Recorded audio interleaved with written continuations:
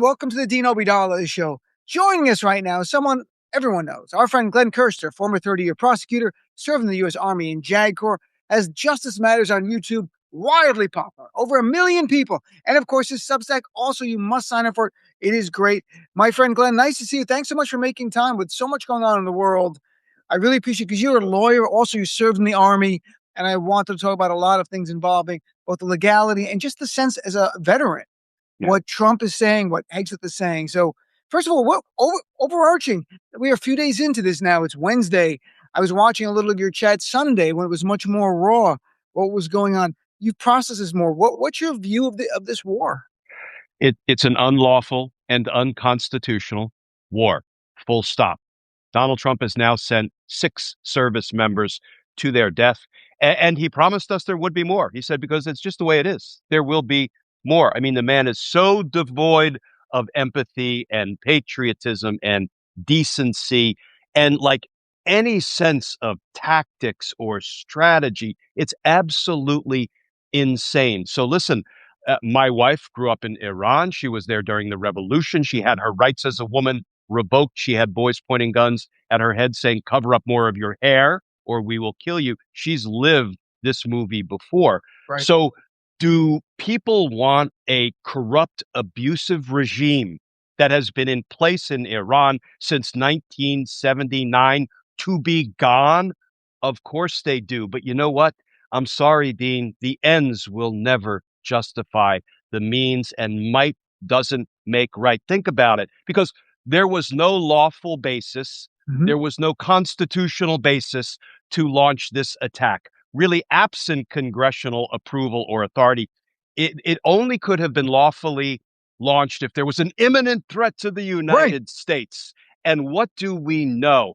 First of all, he's been sending his Republican lapdogs and flunkies and sycophants out, and all they're doing is digging their own hole deeper and deeper because they don't have a straight-faced, plausible explanation as to why we launched this, quote, war. Donald Trump used that phrase this morning in a press conference. Hegseth said, we will decide how this war proceeds. So we're at war, even though early on, remember, it's not really a war, limited strike. It's just, listen, they said we did it to obliterate their nuclear program. Well, it was just a few months back when they struck Iran and they told us they obliterated the nuclear program. I think Donald Trump said something like they won't be able to rebuild it for years, if ever. So, and then they backed off. They said, well, Iran had nuclear aspirations. Well, guess what, sport?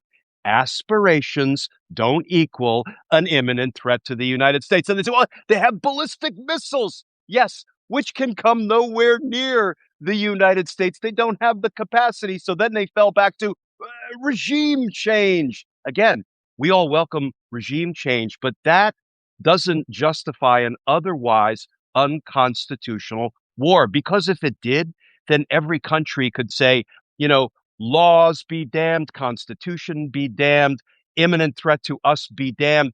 We're just going to make a decision regarding what regimes we want to change around the world, and then there's chaos. So you know what? If it's not obliterate and it's not liberate, maybe it's lubricate. Maybe oil is part of the calculation. Sure. Maybe not. Maybe they're currying favor or have already gotten something from UAE, Qatar. Who the hell knows? But what we know, Dean, definitively is it was unlawful and unconstitutional, and they're sending our military sons and daughters to their death. And a short time ago, and this is real, folks, I'm not exaggerating, Caroline Leavitt was again pressed, why now? And I'll read her quote so everyone can hear it verbatim.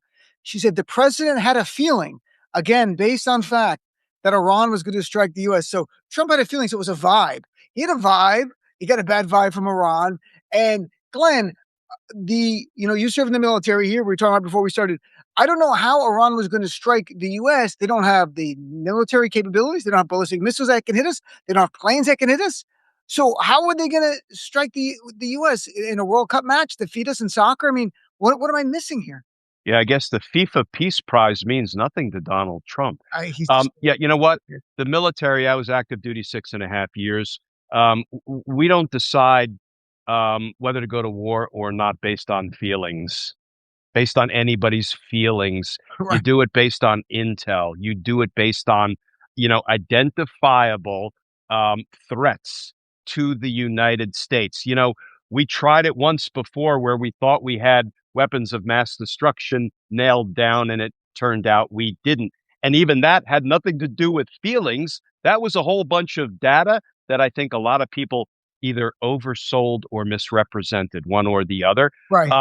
But the fact that an elderly fool in the Oval Office suffering from dementia can launch wars based on his feelings. The people that I am most incensed at right now, Dean, are the Republicans in Congress who are Right. apparently going to allow a demented old man's feelings to continue to send our military sons and daughters, brothers and sisters, mothers and fathers to their death for nothing for the country. We don't know what Donald Trump and his flunkies and his family members are getting out of it, something I'm quite sure. Right. But Congress, I mean, if ever there's a bridge too far, it would seem like the recklessness and unconstitutional conduct of a demented old man who is acting on feelings, allowing that to kill our American men and women in uniform. If that's not a bridge too far, tell me what is. It's unreal to watch the shifting reasons for a war, and it keeps shifting. And then you had the other one for 2 days, and they back off it. Well, Netanyahu said he was going to go first, so he had no choice. And then Trump didn't like that; it made him look weak. So then he goes, "Oh no, I pressured him." But for 2 days, your official response to people, and Democratic Senator Mark Warner said point blank at the briefing, "We were not briefed that there was a threat to the United States homeland, because there was not a threat to the U.S. homeland. It really wasn't. There was a threat to Israeli homeland, but there's always a threat to Israel from Iran. It's just there all the time. Why now do you have a war where we've sent so many of our assets, risk lives, 6 dead, and then the insult to injury, you had Pete Hegseth today slamming the idea that the tragic news, you make it front page news about dead soldiers to make Trump look bad. That was his term, look bad, front page news. And Carolyn Levitt, just moments ago before we started chatting, defended it, going to the press. Well, you do only want to make us look bad. There's 6 Americans who are dead, and you're concerned about optics and bad press. To me, was one of the most despicable things the Secretary of Defense could ever say. Donald Trump's entire cabinet is without empathy, it seems. Right. We know they're incompetent. We know they were put in place to destroy the institutions of government over which they preside. It's hard to understand how he can gather together so many people without empathy, without decency, without a shred of kindness or concern for the American soldiers who have lost their lives and who will lose their lives, and at what point is it enough? So Right. 6 service members have been killed. What about if it's 60 or 600 or 6,000? Will they care? And if they will care when it reaches critical mass, well, they should care right the F now. Because if Right. it's your son or daughter, you would probably care. I don't know. I mean, I've been working on an article, Draft MAGA first. I'm going to see if it gets any traction. But I think draft Trump's children first and then MAGA as well, and put them on the front lines. So I had to get your reaction as a former JAG lawyer.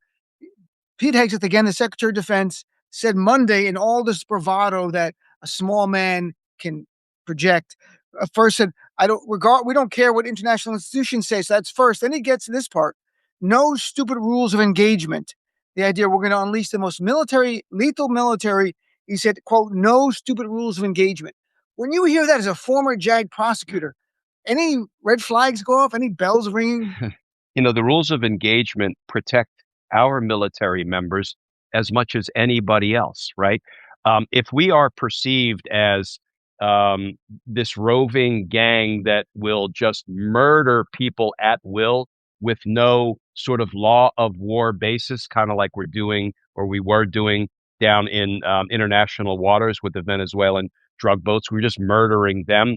That ultimately will come back on our service members who will be, targets for anybody from any other country, because they'll say, listen, if there are no rules of engagement, that means we get to just put all the snipers up on the hills and pick off as many, U.S. military members or maybe civilians as we can. And when, listen, one of Hegseth's first acts or early acts was let's fire all the top JAG leadership Right. because they are viewed as an impediment, a hurdle, a stumbling block to maximum lethality. Not true. We actually want to keep the command out of hot water as Army JAGs, Air Force JAGs, Navy JAGs, because we don't want to see them court-martialed. We don't want to see them dragged into federal civilian court for being, a Lieutenant Alley, right? Kill all the men, women, and children in the village, whether armed or not. But Hegseth wants maximum lethality with minimum legality or no legality. That's a recipe for disaster.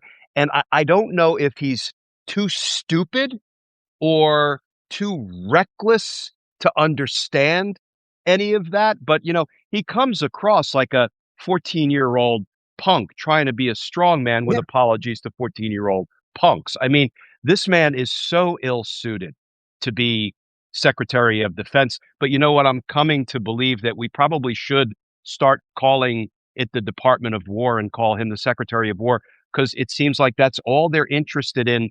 Just like when Donald Trump hung his ugly mug, that banner that's limply hanging off the Department of Justice with his big orange face.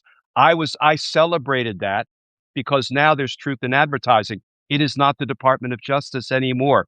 It is a weapon in Donald Trump's hands. So you know what? We've got the Department of War. We've got the Department of Donald Trump Injustice.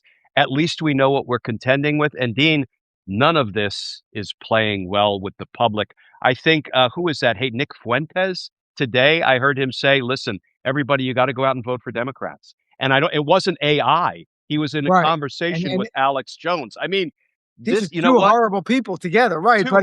You reap what you sow. I mean, when you campaign on I'm going to release the Epstein files, and you campaign on no more endless wars, and you campaign, and then you do the exact opposite. Well, everybody's cost of living goes through the roof. Guess what? You're done. It's just a matter of time. You're done. Have you seen any gas price? I don't know how often you drive. Have you seen gas prices move at all? Because the national average has gone up about 10% over the last week and a half. Yeah, they've jumped up a dime or 15 cents. I drive around here quite a bit, and try to go to Costco and get 10 cents a gallon cheaper than in the other stations. Yeah, I'm a cheap guy from Jersey. I think it is spiking.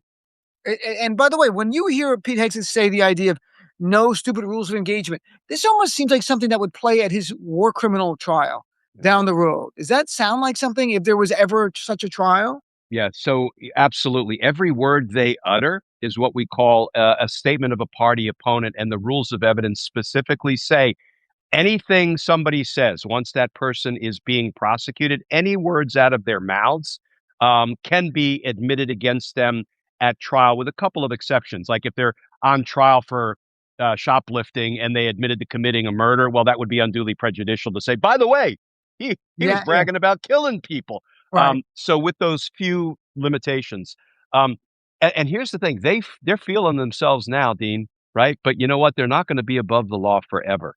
They're just not. And all of this will come home to roost. And that is why what is most important, literally what is most important for the survival of our democracy, is the accountability mission we must go on when these people fall from power. And they are hastening their own fall from power. Now, the No King's Day Rally 3 is going to be not only a rally to save democracy, but an anti-war rally. I mean, boy, did they just jack up the numbers and the participation. Look, we know they're going to smear the protesters. They did the last No Kings. They called it pro-Hamas and pro-Antifa and all that. This one, they're going to call us when we go out, like we're pro-Ayatollah and all this stuff. They can go F themselves. We are pro-Constitution. We are pro-rule of law.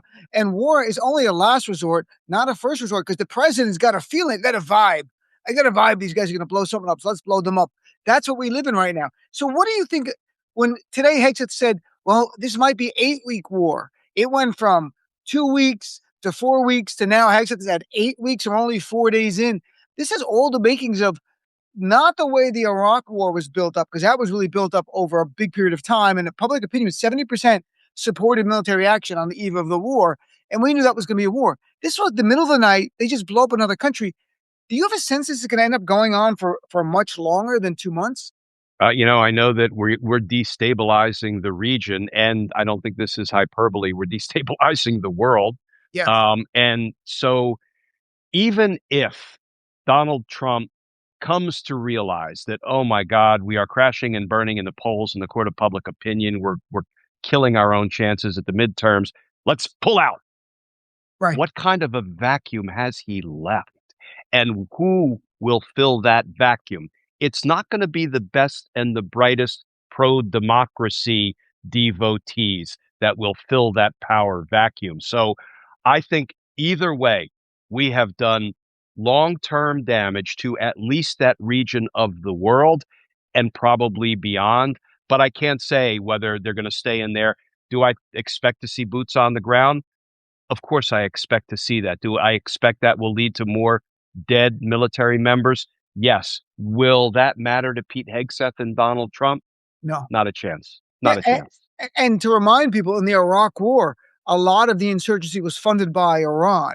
So these people have a lot of experience with insurgent action. So if we have boots on the ground, I would be really fearful for our troops right there. I thought it was very interesting that the briefing they got yesterday, that they were to the senators, they said, well, we were told more Americans are going to die because we can't stop the drones. I'm like, what are you talking about? What are you talking about on the battlefield? Because Senator Lieberman, Richard Blumenthal, not Lieberman, Richard Blumenthal from Connecticut came out. I'll tell you what he said last night. I just want to say that I'm more fearful than ever after this briefing that we may be putting boots on the ground and that troops from the United States may be necessary to accomplish objectives that the administration seems to have. And Senator Murphy from Connecticut, his partner from Connecticut, was saying that they were saying we can't stop drones. It seems like they were laying out that there's going to be boots on the ground, and if they're on the ground, we can't stop drones like for a building or something. When you're on the battlefield, you could be anywhere, and the drones can get you like in the Ukraine. Yeah, I don't understand how, with the sophisticated weaponry we have, we can't deal with drones when we can deal with much more significant, weapons and missiles. But again, I'm not a tech guy. I'm not a military weaponry guy. All I know is it feels like Iran is prepared to fight this thing tooth and nail to the death. And they are lashing out. They're striking other countries in the region. I think their goal, in part, is to destabilize and inflict as much pain as a result of us attacking them. Do I want, honest, ethical, democratic leadership to take hold in Iran? So folks and I am very plugged into the Persian community here in Northern Virginia. I like to say I'm kind of the token white guy at all of the Persian gatherings. And they are a wonderful, warm, generous, loving, caring people. And they have suffered mightily under, this corrupt, theocratic, abusive regime that took hold in 1979. Do I want them all gone? Yes. Is this the way to go about it? There was no planning. I don't think there was any thought given to, okay, what happens after the initial strikes? How long does it take? What is our plan? How do we get out? What do we leave behind? These folks are imbeciles, Dean. They are imbeciles and incompetence.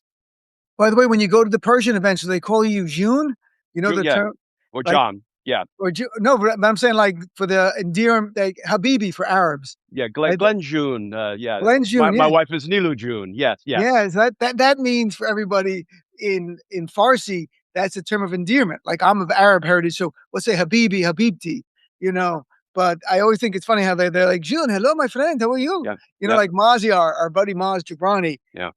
So do you think how much, last two things, Glenn, but the last topic is going to be what you raised yesterday in your show about DOJ, but how much, originally we're like, this is for Epstein cover-up. This is to distract from Epstein. A few days into this, do you think Epstein is such a powerful topic that it breaks through right now there's a fever about the war. The media covers it. We have to cover. Americans are dying. Do you think we get back to potentially accountability for the Epstein, and I call them Trump survivors, after the other statement now of one woman who said she was a child when Trump forced her to have oral sex and then assaulted her, and the FBI investigated that person 4 times, interviewed that person 4 times. And Frank Figluzzi, our mutual friend, said that means the FBI, the person is credible. You don't go back 4 times. So there's the Epstein survivors and the Trump survivors need accountability. Do you think we get back to that?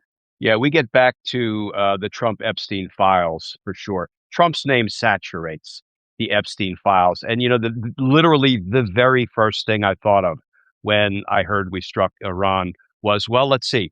2 days before that, a former First Lady of the United States testified before Congress about the Epstein files. 1 day before that, a former president of the United States testified before Congress about the Epstein files. And Dean, there were some Republicans in Congress who started to make some noise about how maybe Trump should testify before Congress. So, bam, we've got to launch a war. Is there a more obvious wag the dog scenario?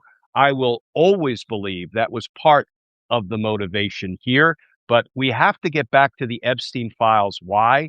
Because ultimately it's about the survivors. And, Right. They have been fighting mightily for justice, and they had Pam Bondi literally turn her back on them. But they shouldn't be the point people in trying to hold sex abusers accountable. It should be the damn government, right? So if Pam Bondi isn't going to do it, we have to do it. The Democrats and the Republicans in Congress, like Thomas Massie, have to do it. And I believe that they're not going to put this behind them.